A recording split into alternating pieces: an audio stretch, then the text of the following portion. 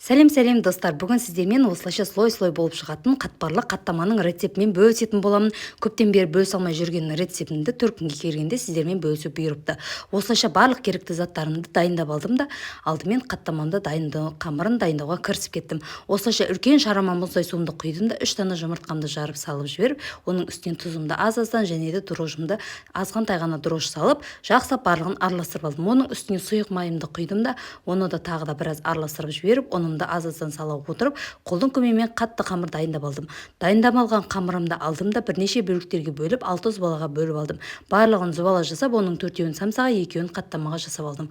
Осылайша қаттамамның қамырын осылайша оқтау тақтаймен жайып алдым. Бізде төркінде осылай оқтау тақтаймен қамыр жаяды. Дәл осылайша барлығын қамырымды үстінен мыжып тұрып, жұқалатып тұрып жайып алдым да, үлкен ақ матамды төседім де, оның үстіне қамырымды жайып, екінші қамырымды да жайып алдым. Одан кейін арасына жағуға майымды ертіп келейін деп, тоң май мен сұйық майды жақсылап араластырып, осылайша қамырымның бетінен құйып жібердім де, қамырымның бетін жақсылап маймен осылайша жуып, жабыстырып, барлық жерін бірдей етіп майлап алдым. Оның үстінен екінші қамырымды міні саған дедім де, сұйық майдың үстінен қамырымды жабыстырып жіберіп, дәл видеодағыдай қолмен ұрғылап қамырларында бір-біріне жабыстырып алдым. Оның үстінен тағы да сұйық майымды құйып жібердім де, қамырымның бетін майлап дайындап алдым. Дәл видеода көрсетілгендей қамырларды қаттамаларыңыз слой болып шығу үшін дәл осы ұзынша етіп кесіп, шетінен барлығын орап дайындап аласыздар. Барлығын дайындап алғаннан кейін қаттаманың барлығын осылай шетінен дайындап, менде осы 2 зұбаладан 7 қаттама дайын болды.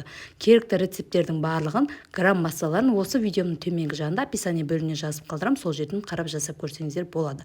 Қаттамаларыңыз осылай слой болады да, сонымен әрі қарап оқтау тақтаймен қаттамаларыңызды жақсылап жұқаратып жайып аласыздар. Өздеріңіздің табаларыңыздың мөлшерінде етіп барлығын жайып алғаннан кейін осылайша сыпыраларын барлығын жинап алдым да, енді қаттамаларымды пісіруге кірістім. Төркініндегі осы баяғыдан келе жатқан осы қара табаға майымды жақсылап майлап алып, астына отын жақтым да, орташа оттан сәл төменде отқа қойып, қаттамамды осылайша қойып, екі бетін қызарта отырып пісірдім. Екінші бетіне аударатын кезде міндетті түрде аздаған сұйық май қойып пісіресіздер. Осымен біздің қаттама пісіру рецептім, контентім осымен біздің бітті. Егер де сіздерге рецепт ұнаған болса, каналымды жоғалтпау үшін тіркеліп қоңырау белгісін басып қойыңыздар.